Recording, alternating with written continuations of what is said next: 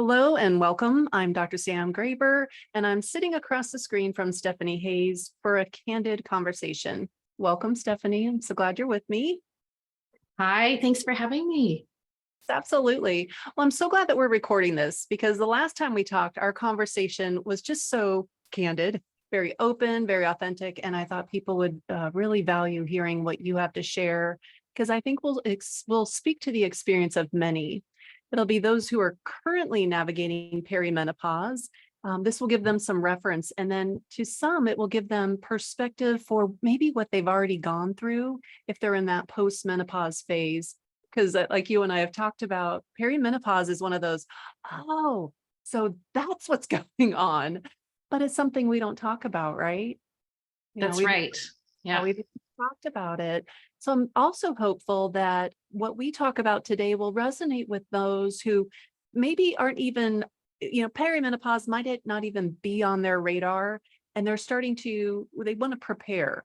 These are professionals who want to be prepared for what might be coming down the pike. So I think this will also help them get a little perspective around that.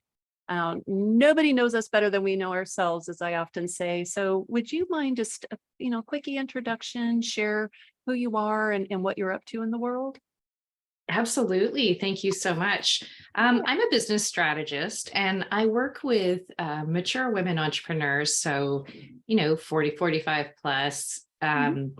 who have built businesses and are part of a group that are largely ignored, right? So we talk a lot about, oh, these young professionals in business who are up and coming, and we talk about, the old white guys who have had these established careers, but you have this demographic of women who are so experienced and who have been through all of the things in life where they have the perspective and they just are focused now on doing good work that impacts people, and they want to be treated just like everyone else is treated, with the same kind of excitement, and they've got a lot to offer. So I work with them on helping them figure out what's the plan for their legacy business, right? Because everybody's looking and focused on the startup, but what about us who are kind of looking to the future and saying, what does this mean for my family? What does this mean for my legacy? What does this mean for my financial legacy? And what do I want to do in the next sort of 5 to 10 years to make what I've built mean something and have some value? Awesome. So I work with those guys Yeah. on developing those strategies so that they can really turn what they've built into an asset for them. Oh, you are speaking my language. This is why we resonated Yeah, so well when we I met. know. And thank you for really targeting that particular demographic and that person, because yeah, we spend our entire lives, our careers building something. And then all of a sudden life changes, and sometimes those changes are great, sometimes they're not so great. Sometimes there are things that we don't even see coming down the road. But like we talked about, there's this wonderful transition that can be a wonderful transition, but it can also be a total flippin' nightmare. And that is when our body starts to really change. And when we're not ready for it, it can really throw us for a loop. No, it's So quite a thing, isn't it? it is quite a thing. Yeah. And if you're working for women with women in this stage of their life, they may be coming up upon, this transformation or this transition. But have you noticed that in your clients, or now that you're more aware, you can look back and think, oh boy, that's what was going on? Well, I know that for me, it sort of smacked me in the face, right? I've always Okay. been Yeah. very energetic and I've always been, Yeah. the young blonde, um, energetic woman and blah, blah, blah. And Mhm. all of a sudden, I'm not, right? And I look older and I feel tired, and my body is doing all sorts of things that are not pleasant. And it just all of a sudden crept up on me and I was like, what is going on? I'm 47 Mhm. and kind of right in the throes of all of this. It's not horrible, but it's enough that it's eroded my confidence, which has never been something that I've had to struggle with before. And I Sure. think that what I see with my clients is that there's some of that, but then there's this kind of wonderful thing where you get to this stage in your life and you don't give an F. Yep, there you are, right on. Right. Yeah. And it's like we stop caring about the things that society has made us care about. And we've been under this story for this narrative, especially in our generation, that Mhm. women are valuable based on how they look. And then when Absolutely. that stops being true, our value drops significantly. And the sad part is that I even did that to myself, this narrative that you're no longer, I want to hide. I want to hide because I've gained weight. I want to hide because I look older. I want to hide because actually, I really like my gray hair, but I do I know I too. love yours. I can't wait for mine to look like yours. Yeah. But it's this hiding, which is something I've never, and it almost feels like defeat, which is also not in my personality either. So I see a lot of clients who are either in that place where they're like, I'm not worrying about all of this goofy stuff anymore. Like, let's get down to business. Let's do real things. And they're a real pleasure because we don't have to chase anything anymore. We actually just sit down and do what's right. But on the other hand, I see also those same women kind of going through that erosion of confidence that I have as well. And I Mhm. can relate to it and I can understand it. And that's why we have to do things with them differently than you would do for a 30-year-old startup, or you would do for like the old white guy with his established career. And Sure. there's nobody talking to this demographic. Right, right. And that's where this synergy between you and I and some of the other women that we've been really blessed to meet and network with, it's a very specific space because there's also that physical and physiological stuff going on behind the scenes. And that's where I really focus. And then we work on, mindset, but also it everything has to be talked about in the same in the same conversation, different approaches, of course, but it all fits together. We're not Yeah, able to segment ourselves, and that's gotten us in so much trouble anyway. I The know. siloing of healthcare, oh nope, Yeah, I'm a knee doctor, and then I'm a shoulder doctor, I'm a heart doctor. Well, yeah. I'm a female area doctor, but you don't talk to me about this other part, and it's like that doesn't work. Same for business. You Mhm. can't approach business from just one aspect. And I love that you use the term strategist. I use that as well because strategy is the overall picture, but then you have to take action upon said strategy, right? And be ready to tweak it when needed, but give it time to come to fruition at first. No. Well, there's one of the themes that I really love about this demographic is like they're finally ready to just do what they want to do and not what other people want them to do. And one of the first questions I ask when I'm working with my clients is, what does your business need to do for you? And they get Ooh, tripped up on that and they say, Don't you mean for my customers?" And I said, "No, for you. Because if we don't know what your business needs to do for you first, we don't know what to build. And if all we do is build for your customers, which is what every business book tells you to do, a business course, then you're going to build something that's not really in alignment with who you are as an individual and what you want." And I'm like, F all of this. We're at yes. the stage where we're ready to ask for what we want, but we also have this layer of responsibility. So Yes. we are looking at ourselves as entrepreneurs. And I know up here in Canada, we don't get, I mean, if I'm self-employed, I don't have a pension. I don't have some protection that our, parents' generation was enjoying, and I need to take care of myself. But there's no program, there's no thinking.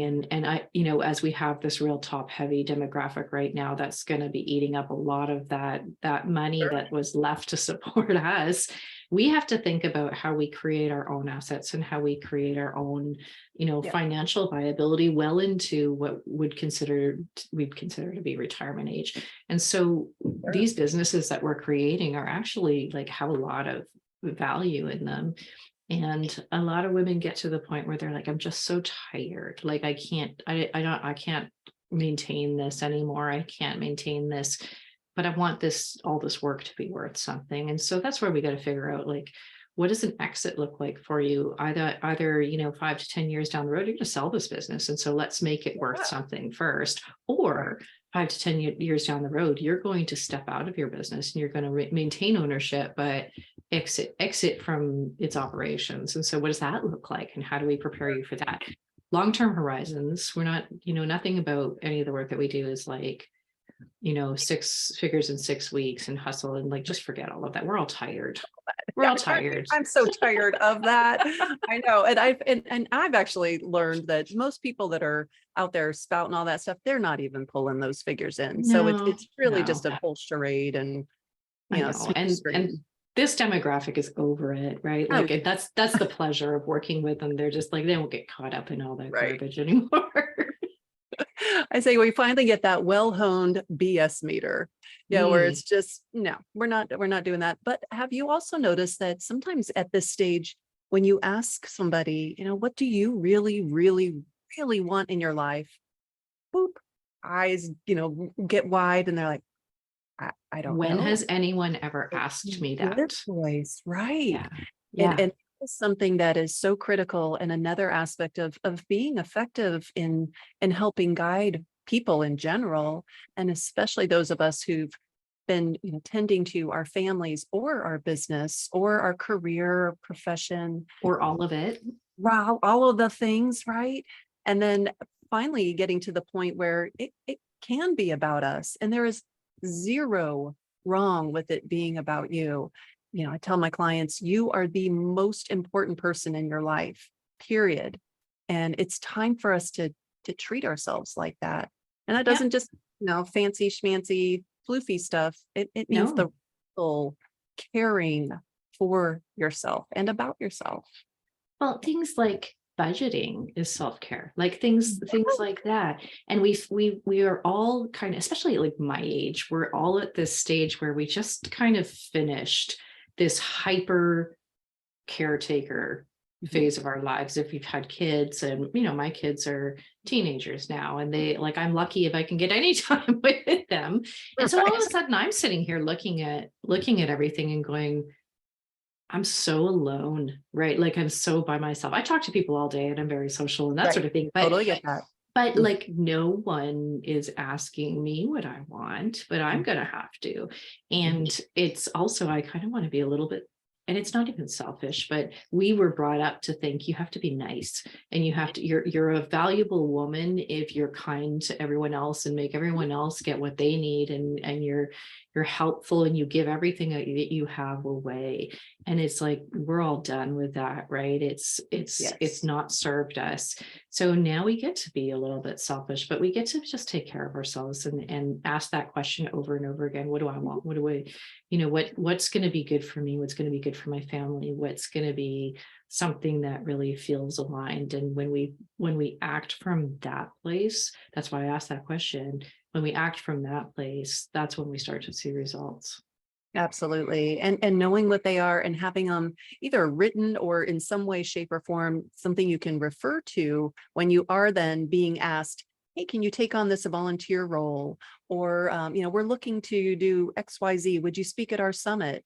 And, my inner yes girl wants to say absolutely yes to everything, but then I've diluted my effectiveness and my Mhm. joy. There was a Mhm. time where I felt like I was just phoning it in. And a lot of that was, early on in my perimenopause stage, and I'm still, in the throes of it, but I've learned how to communicate with myself and how to not have to get to the point that I'm raising a white flag to finally say, hey, are you okay? And Yeah. if I'm not the one saying that, no one else will. I have great No. people in my life. They love me, all that good stuff, but they're But nobody, yeah, not their nobody's taking job. My care. job. Yeah, right. Nobody's taking care of you like you are. And we don't have caretakers, right? We don't have people helping us decide on anything, Right. especially if you're on your own and Mhm. you Mhm. you don't have that kind of support. And it's not, and like that's not, I see that as actually empowering. Like it's not disempowering, it's not to play the victim card, but it's our ability to finally stand up and say, I own this. Yeah. And I am not like, I'm the center of my universe now. Yes, and that's a great thing. And it models for others, models for others in our business, models for our children. You know, when we Mhm. teach them, especially if we have, girls or people that are going to be in that more caretaker role, if we model to them, do it all, never look like you're sweating. What's that thing? Never let them see you sweat. You know, all these commercials, bring home the bacon, fry it up in the pan, and never let him forget he's a man, all that stuff. And you've got to do it all. And then if you don't, then we guilt ourselves. We think, okay, I've failed. I didn't do this correctly. I didn't do that right.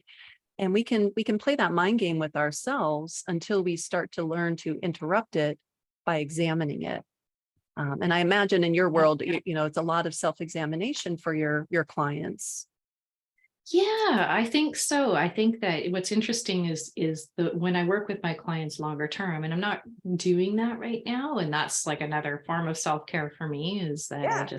I enjoy doing the intensives and the planning work, and then we can come back together in 3 to 6 months or what have you. But when I was working with my clients long term, what you would really see is a lot of like, we're talking about business, but honestly, like the business strategy part of it doesn't take very long. It's the ongoing transformation and transition and support, and like the business partner that you don't have, right? Someone to be listening and reflecting, and what they're making are like internal changes. It's Mhm. not necessarily the changes they make to their business, but more about the way they think about it and the way they think about themselves. And so now that we're focusing on like the building that legacy, like what does that legacy mean to you? Sure. And like people hear legacy and they think, and I think you were part of this conversation when we first sort Mhm. of named it, but people hear legacy and they think, oh, I'm going to be a celebrity or I'm going to be a Sure. superstar. That's not what I mean at all. I mean, like, what's when I use the word exit, it doesn't resonate with these people. But Right. when I Yeah. talk about legacy, like what am I building for myself? That makes a lot of sense, and it totally helps us feel like this is something we're nurturing and that we're creating in the long term. I love that term, nurturing the business and Mhm, nurturing that future. And that mhm. that, pairs a lot with nurturing ourselves during this because I mean, have we really worked 30, 40 years to then just spend our quote unquote retirement in doctor's offices? Oh, hell no. I don't want Oh, that. please no, no. Yeah. I can't No. even get a doctor here. My Oh, doctor shut down his practice, and there are no doctors available. oh, wow. I haven't had a doctor, family doctor, in 3 years. Yeah, no, that's a whole other topic Yeah. there, right? I Yeah. mean, We could and go on that's for where, long. yeah, and that's what a lot of what I focus on with people is to become your own best advocate. And that is knowing your do's and don'ts, what makes you tick, what makes you a ticking time bomb, but then also doing the things for your body, your physiology, your brain health. And those are again things that aren't going to be overnight, like you mentioned with business. You don't get that success overnight. There's nothing that just happens. You've got No. to nurture it. You've got to nurture your health. And if you're Yeah. not nurturing your health and you're ignoring it or putting it off to, just hunker down and hustle and get this business going, it's not going to be as easy to come back around and try to correct, same as in a business. No, If and those things really have to be in lockstep, right? Like I see these women who have built these very successful businesses, and Mhm. then they just burn out. They just like they throw it all away because they're like, I'm shutting it down. Because they Mhm. haven't had the conversation about what they can do with what they've created. And they don't, and they wait until physically, like you can't Yes. tell me there isn't a relationship between your physical body and what you're doing every day, for work or for the rest of your life. It's all intertwined, and so when it becomes too much from a physical perspective, then you will make the choice to just walk away from an asset, and I want to catch you before that happens. Yes, I love it. I was just writing about cycle tracking this week. That's my topic. And so, yeah, talking about the period or the menstrual cycle, but then there are also other cycles in life, right? Seasons, there's the lunar cycle that Mhm. has a draw on our emotions and our connection. So there are many ways we can start self-examining and learning what our normal is. Because if we don't know our own normal, how are we going to, hand that over to someone else, whether, when we can have a physician or a pharmacist or, whomever is helping us help us make our decisions. We need to give them the right information, but we need to know that first. That data that Yeah. in a business, same with business, you've got to know that your numbers. You can't just say, well, I think business is up. Yeah, you It's would kind be of like, shocked. You would be oh shocked how yeah, many I people would. do not know their numbers and they shy away from them and they say, "Oh, I don't know." And I'm like, "How can you not know? Like you need to be intimately familiar with your numbers because that gives you freedom, right? That gives you power." And it's like all of these juxtapositions. I think one of the biggest things that people struggle with are these is like their time and their work schedules. Mm. And what I finally realized is like all these people who say, I don't have time for anything, that's your fault, right? It's your fault because you're setting expectations with yourself. You can't invent time, right? You can't Right. like stuff, Yeah. five things into a container that doesn't fit. Right. Something's going to give. And so, you are the one who finds the relief. And it's not about finding productivity systems or, adopting some strategy. It's about giving yourself an effing break, right? Like you just Yeah. you just need to be really clear and finally get past that cultural mindset of like the industrial revolution. Like we feel guilty if we haven't done all the things on our list. Well, change your list. you know I Everything hear is about that. being slow, and that is such an antithesis to everything that we talk about in business. But once you adopt a slow business mindset, everything starts to be more successful, which is exactly what we're looking for. Yes, right. And that parallels absolutely with our health. And Yeah. we've got to eat to have the energy. And energy doesn't mean that, high energy. It can be that sustainable energy, that ability to sleep so that you're regenerating your brain. Because, as you know, sleep isn't just some passive thing. There's a whole lot going on behind those closed eyelids. And there's a ton that our brain needs to do, our digestive system needs to do to wrap up this day and prepare for the next. And biology doesn't care how many things you have on your to-do list. It doesn't care if you're, a big 7-figure mucky muck or what, it doesn't care. Biology is You biology. you said mucky muck. You're the only other person I know that's ever said mucky muck. Oh, I got all sorts of words. I love words. I But know. so there are those things, and you nailed it with it's our responsibility to take care of ourselves. And I think that when we have these kind of conversations with other women who, we admire and we see that they're successful in however we define that, we inspire to be like them. And then when we have these, we pull down that wall, so to speak, or that curtain and peek behind it and go, oh, we're still just human beings. Mhm. And we have to treat ourselves like a human being and live That's like one. Yeah, that is again one of the things we inherited from our parents' generation, where it was like, um, as a parent, you are infallible, right? And I think one of the things we all have to break these generational patterns. I Right. think with one of the things with my kids is I've always said to them, I'm a human. I'm a human being, and I'm going to make mistakes. I'm going to do stupid things, and like the most important thing is that I can take responsibility for it. And I will, and I'll say, I'm sorry I yelled at you. I'm sorry I did this thing. But if I'm also like, if there's something to talk about, we'll talk about it. I said, I yelled at you, but I got to tell you why, Yeah, because I am so frustrated with the way that blah, blah, blah. And sure. like that actually really affects me and makes me feel a certain way. And so those transparent conversations, I remember apologizing to my kids when they were much younger. I had a little temper tantrum the night before, and we were driving in the car the next day. And I said, I'm so sorry about last night. I said, I make no excuses for it, but I still have to take responsibility. I'm a grown up. And my son says to me, he goes, "It's okay, mommy. You were tired and you were hungry, and we know that that's what happens when you're tired and you're hungry." And I'm like, "Oh, Sure. Okay, you're 6, but yeah, all right. Thanks. Buddy. Right. And so they can see that we're human beings. And that's what we also have to be to the world as business owners. We have to be human beings.